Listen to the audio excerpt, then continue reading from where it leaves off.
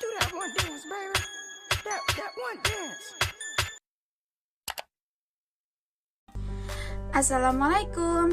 Hai, jumpa lagi bersama Kak Ina dalam video pembelajaran. Di video pembelajaran kali ini, kita akan membahas banyak sekali materi yang ada di dalam bahasa dan sastra Indonesia.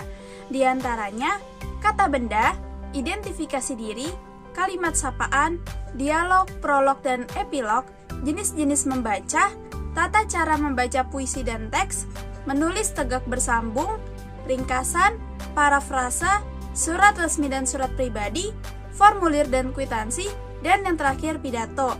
Wah, banyak sekali ya. Oke, langsung saja kita simak video ini. Sebelum kita memulai pembelajaran, kita akan membahas mengenai bahasa. Nah, teman-teman, ada yang tahu nggak nih apa itu bahasa? Menurut garis keraf, bahasa adalah alat komunikasi antara anggota masyarakat berupa simbol bunyi yang dihasilkan oleh alat ucap. Nah, bahasa bersifat progresif karena selalu berkembang.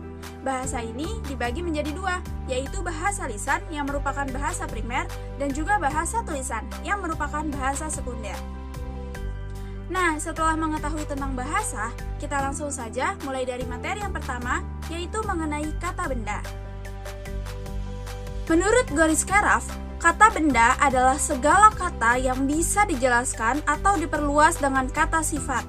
Kata benda atau nomina adalah kata yang mengacu pada manusia, benda, dan juga konsep. Kata benda dapat dibagi menjadi dua, yaitu kata benda konkret dan kata benda abstrak.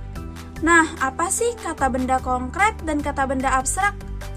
Kata benda konkret adalah benda yang sebenarnya dan dapat diamati secara langsung oleh panca indera dengan cara melihat, mengamati, dan memegangnya secara langsung tanpa melalui alat bantu. Nah, contohnya ada buku, kayu, amir, andi, dan juga rumah. Sedangkan kata benda abstrak merupakan kesatuan yang tak bernyawa. Contohnya seperti pendapat, keinginan, kepuasan, dan juga tugas. Lalu, apa sih perbedaan dari kata benda konkret dan juga kata benda abstrak? Kata benda konkret dapat ditangkap oleh panca indera, sedangkan kata benda abstrak tidak dapat ditangkap oleh panca indera. Yang kedua, kata benda konkret disebut sebagai kata benda nyata, sedangkan kata benda abstrak disebut untuk menyatukan hal yang hanya dapat dikenal dengan pikiran. Materi selanjutnya mengenai identifikasi diri. Identifikasi adalah penempatan atau penentu identitas seseorang atau benda pada suatu saat tertentu. Nah, pengertian identitas diri adalah mengenal dan menghayati dirinya sebagai pribadi sendiri untuk membedakan dirinya dengan orang lain. Aturan penulisan identitas diri adalah yang pertama, penulisan huruf pertama nama diri adalah huruf kapital atau huruf besar. Yang kedua, nama keluarga biasanya diletakkan di belakang nama diri, misalnya Anwar Nasution. Yang ketiga, huruf kapital dipakai pada gelar kekerabatan seperti bapak, ibu, saudara yang dipakai dalam penyapaan dan pengacuan. Contohnya, silahkan duduk dik, kata Ucok. Yang keempat, gelar ditulis sehabis nama atau sebelum akan nama seseorang. Di antara nama dan gelar, wajib diberikan tanda koma sebagai tanda hubung. Contohnya, Burhan Sodik, SPD. Nah, selanjutnya materi tentang kalimat sapaan. Kata sapaan sendiri merupakan kata yang digunakan untuk menyapa, menegur, atau seruan awal sebelum pembicaraan. Kata sapaan dalam penggunaannya disesuaikan dengan usia, gender, dan juga pangkat. Kalimat sapaan dengan teman sebaya dapat menggunakan kalimat sapaan informal dengan cukup memanggil namanya atau panggilan masing-masing. Contohnya, Hasan, bagaimana kabarmu sekarang? Tanya Imam. Sedangkan kalimat sapaan dengan yang usianya lebih atas, baik dari segi usia ataupun pangkat, dapat menggunakan bahasa yang sopan dan santun. Contohnya, selamat pagi Bu. Selanjutnya, materi mengenai dialog, prolog, dan epilog. Nah, ada yang tahu nggak nih apa itu dialog, prolog, dan epilog? Yuk, tonton terus ya videonya. Istilah dialog, prolog, dan epilog kerap kita temui pada karya sastra tulisan seperti prosa, novel, drama, dan lain sebagainya. Nah, dialog adalah sebuah prosa yang di dalamnya terjadi komunikasi yang berbentuk percakapan atau diskusi untuk saling bertukar pikiran, ide-ide, dan opini-opini dengan sebuah pandangan atau pendapat untuk mengatasi konflik atau pencapaian persetujuan. Selanjutnya, prolog adalah pengantar dari suatu naskah yang dapat berupa dialog atau kilas balik dari suatu peristiwa yang terjadi dalam cerita. Sedangkan epilog adalah kata-kata penutup yang berisi kesimpulan ataupun amanat tentang isi keseluruhan dialog. Bagian ini biasanya disampaikan oleh tokoh tertentu. Nah, selanjutnya kakak akan memberikan contoh dari dialog, prolog, dan epilog.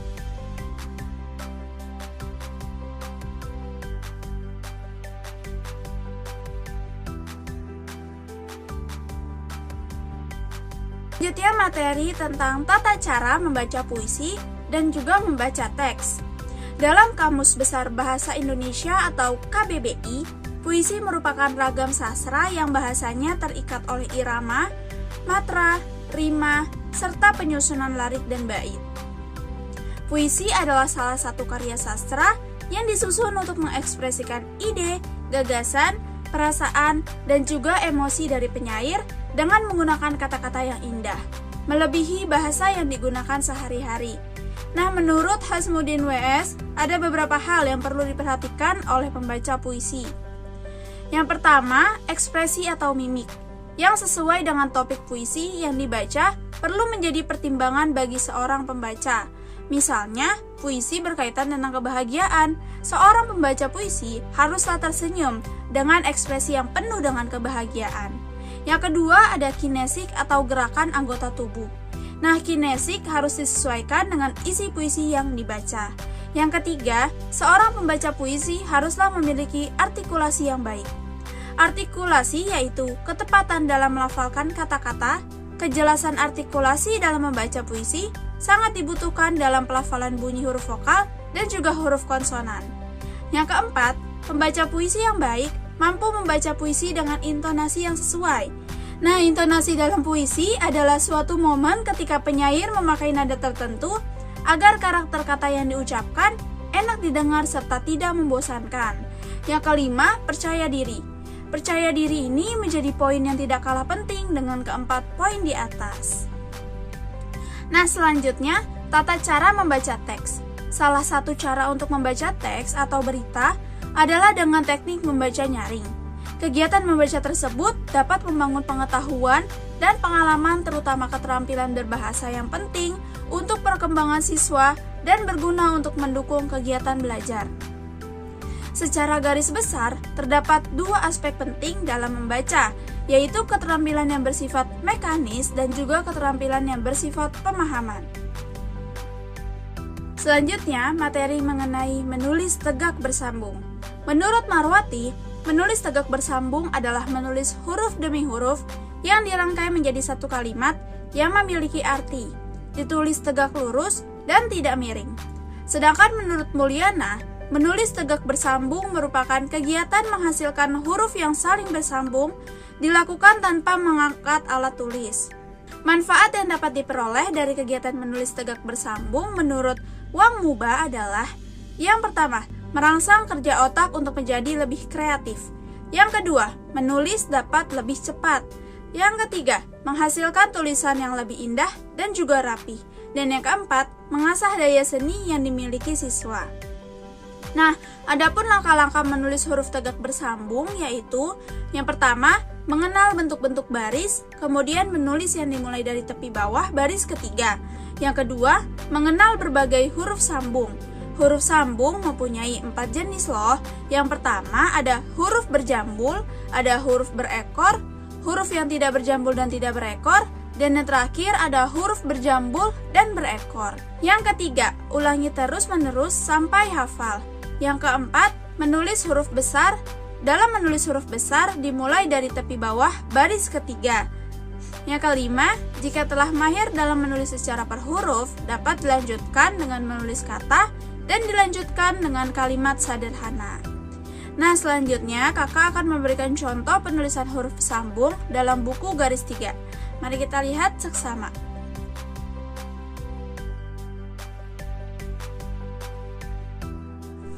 Materi selanjutnya mengenai ringkasan. Menurut Sunarti dan Mariani, mengatakan bahwa ringkasan adalah penyajian singkat dari suatu karangan asli yang mempertahankan urutan isi dan juga sudut pandang dari pengarang aslinya. Nah, adapun fungsi dibuatnya ringkasan adalah yang pertama, memudahkan dalam membaca gagasan utama karya tulis. Yang kedua, mudah dalam mengingat dan juga memahami gagasan utama dari karya tulis. Yang ketiga, cepat dalam mengingat kembali gagasan utama sebuah karya tulis. Yang keempat, melatih kreativitas pembuat ringkasan. Jika kita mendengar kata ringkasan, biasanya kita juga mendengar istilah ikhtisar. Nah, apa sih ikhtisar itu? Ikhtisar menurut Alex mengatakan bahwa ikhtisar adalah penulisan pokok-pokok masalah yang penulisannya tidak harus berurutan, boleh secara acak atau disajikan dalam bahasa pembuat ikhtisar tanpa mengubah tema sebuah wacana. Nah, apa sih perbedaan dari ikhtisar dan ringkasan? Yang pertama, dari segi susunannya. Ikhtisar disusun dengan mengutamakan bagian pokok atau permasalahan utamanya. Setelah itu dilanjutkan dengan penjelasannya. Sedangkan ringkasan disusun secara sistematis atau berurutan. Susunannya terdiri atas pendahuluan, isi, dan juga penutup. Yang kedua, dari segi pengambilan isi teks. Ikhtisar hanya mengambil bagian tertentu yang dibutuhkan dari teks asli, sedangkan ringkasan mengambil hampir seluruh bagian teks asli. Yang ketiga, dari segi bagian. Isi teks yang diambil ikhtisar hanya mengambil bagian tertentu, sedangkan bagian yang lain belum tentu digunakan. Sedangkan ringkasan mengambil tiap bagian dari teks asli secara sebanding ataupun proporsional.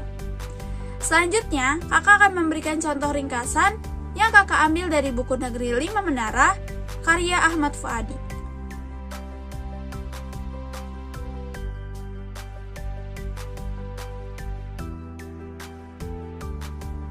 Materi selanjutnya mengenai parafrasa. Menurut Kamus Besar Bahasa Indonesia, parafrasa adalah pengungkapan kembali suatu tuturan tanpa mengubah pengertian atau macam bahasa menjadi yang lain tanpa mengubah pengertian.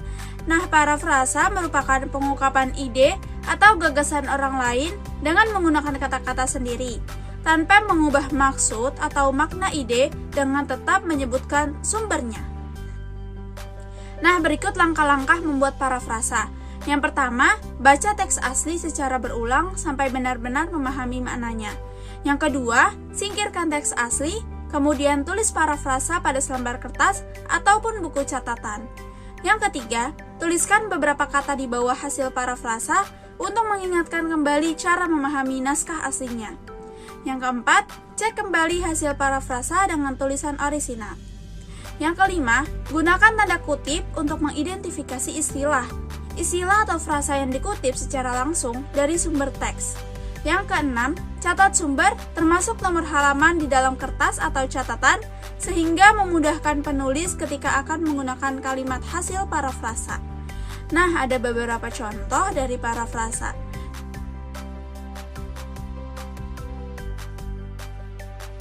Nah, selanjutnya materi mengenai surat resmi dan juga surat pribadi. Menurut Sujito dan Solchan mengemukakan bahwa surat resmi ialah surat yang berisi masalah kedinasan atau administrasi pemerintah. Nah, surat resmi berisi masalah kedinasan, maka bahasa yang digunakan harus resmi atau menggunakan bahasa Indonesia yang baku.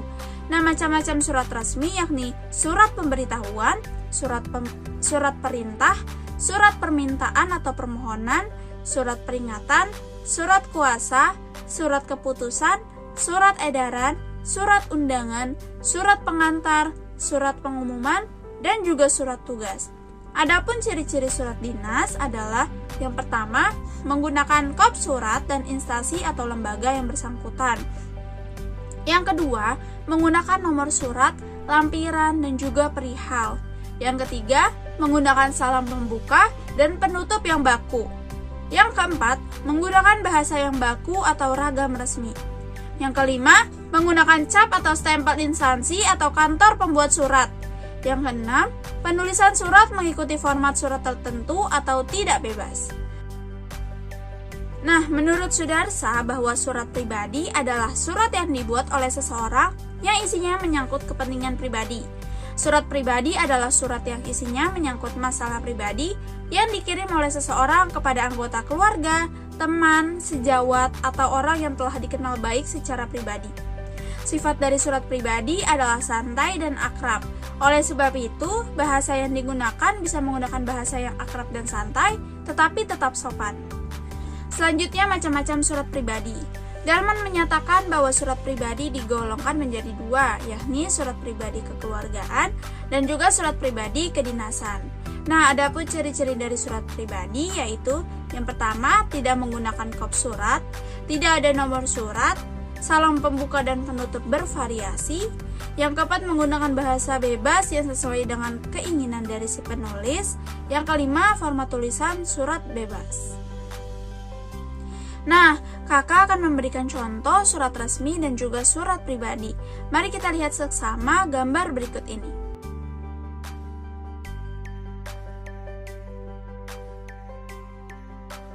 Materi selanjutnya mengenai formulir dan juga kwitansi. Yang pertama ada formulir. Formulir didefinisikan sebagai lembaran kartu ataupun kertas dengan ukuran tertentu yang di dalamnya terdapat data ataupun informasi yang bersifat tetap dan juga bagian lain yang diisi dengan bagian yang tidak tetap. Nah, formulir mempunyai struktur ataupun bagian-bagian yang ada pada formulir. Yang pertama ada kepala atau heading, yaitu berisi tentang nama lembaga, alamat, dan juga nomor teleponnya. Yang kedua ada instruksi atau instruction, yaitu berisi tentang mengenai tata cara pengisian formulir dengan tepat dan juga benar. Yang ketiga ada badan atau body, yaitu mengenai data-data atau keterangan yang perlu diisi secara lengkap dan benar. Biasanya data itu tentang nama lengkap, tempat tinggal, tanggal lahir, jenis kelamin, pendidikan, dan data-data lainnya yang diperlukan. Yang keempat ada penutup atau closing, yaitu berisi tentang tempat dan tanggal pengisian formulir, beserta nama lengkap dan dibubuhi dengan tanda tangan. Nah, fungsi-fungsi dari formulir, yang pertama untuk memudahkan dalam penggolongan data. Yang kedua untuk mempermudah pemberkasan, baik sistem maupun tempatnya. Yang ketiga untuk mempermudah penertiban prosedur dan juga tata kerja. Yang keempat sebagai alat pemberian instruksi. Dan yang terakhir sebagai alat perencanaan, karena di dalamnya terdapat data dan juga fakta, baik yang bersifat kuantitatif maupun yang bersifat kualitatif. Nah, adapun langkah-langkah dalam membuat formulir, yang pertama, tentukan dahulu tujuan yang ingin dicapai.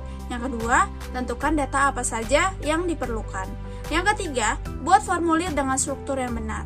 Dan yang keempat, buat instruksi atau petunjuk yang jelas dalam mengisi formulir. Selanjutnya, kwitansi. Kwitansi ialah suatu alat bukti penerimaan sejumlah uang yang ditandatangani oleh penerima, lalu diserahkan kepada yang membayar dan dapat digunakan sebagai bukti transaksi. Nah, kwitansi untuk pembayaran dibagi menjadi dua bagian kiri dan bagian kanan. Bagian kiri disebut subkwitansi yang biasanya digunakan untuk tanda bukti bagi yang meminta uang. Sedangkan bagian kanan biasanya diberikan kepada yang membayar atau yang menyerahkan uang. Nah, adapun fungsi-fungsi kwitansi sebagai berikut. Yang pertama, sebagai tanda bukti bagi pembeli bahwa ia telah menyerahkan uang kepada penjual. Yang kedua, sebagai tanda bukti bagi penjual bahwa ia telah menerima uang dari pembeli. Yang ketiga, sebagai alat bukti surat yang bisa dihadirkan di persidangan jika nantinya ada gugatan ataupun ada masalah. Ada beberapa hal yang perlu diperhatikan dalam membuat kwitansi, di antaranya yang pertama, tulis secara lengkap nama orang yang menerima uang. Yang kedua, tempat dan tanggalnya berdekatan dengan tanda tangan orang yang menerima uang. Yang ketiga, apabila kwitansi yang kita buat diwajibkan menggunakan materai, maka tanda tangan harus mengenai materai yang telah ditempelkan. Materi terakhir yaitu mengenai pidato. Menurut Kamus Besar Bahasa Indonesia, pidato diartikan sebagai pengungkapan pikiran dalam bentuk kata-kata yang ditujukan kepada orang banyak atau wacana yang disiapkan untuk diucapkan di depan halayak. Pidato merupakan sebuah kegiatan berbicara di depan banyak orang untuk menyampaikan informasi, ajakan, ataupun tujuan tertentu lainnya. Nah, adapun tujuan-tujuan pidato adalah membuat pendengar menyadari adanya sebuah masalah, isu ataupun peristiwa, mendorong perubahan atau mempengaruhi halayak untuk berperilaku tertentu, dan juga memberi semangat dan memberi dukungan pada halayak. Struktur penulisan pidato menurut Lubis adalah sebagai berikut. Yang pertama, judul. Judul harus menimbulkan hasrat ingin tahu dari pendengar. Yang kedua, ada salam pembuka. Biasanya, mengawali suatu pidato yang disampaikan secara Islami ataupun agama. Yang ketiga, pendahuluan. Menyampaikan pokok-pokok masalah dari isi pidato yang nanti akan diuraikan lebih lanjut oleh pembicara. Yang keempat, ada isi. Adalah bagian yang menjelaskan selengkapnya dari pidato yang akan disampaikan. Yang kelima, ada penutup. Penutup adalah simpulan dan harapan atau anjuran atas apa yang disampaikan oleh pembicara. Nah, yang terakhir ada salam penutup. Salam penutup adalah bagian terakhir dari suatu pidato yang berisi seperti salam dan juga ucapan terima kasih. Adapun langkah-langkah dalam menulis pidato adalah yang pertama, menentukan tema pidato itu sendiri. Yang kedua, mengumpulkan bahan-bahan pidato. Yang ketiga, membuat kerangka. Dan yang keempat, mengembangkan kerangka pidato. Nah, terakhir, kakak akan memberikan contoh dari pidato. Oke teman-teman, sampai di sini dulu ya video pembelajaran dari kakak. Semoga kalian memahami penjelasan dari kakak. Sampai berjumpa lagi. Bye-bye.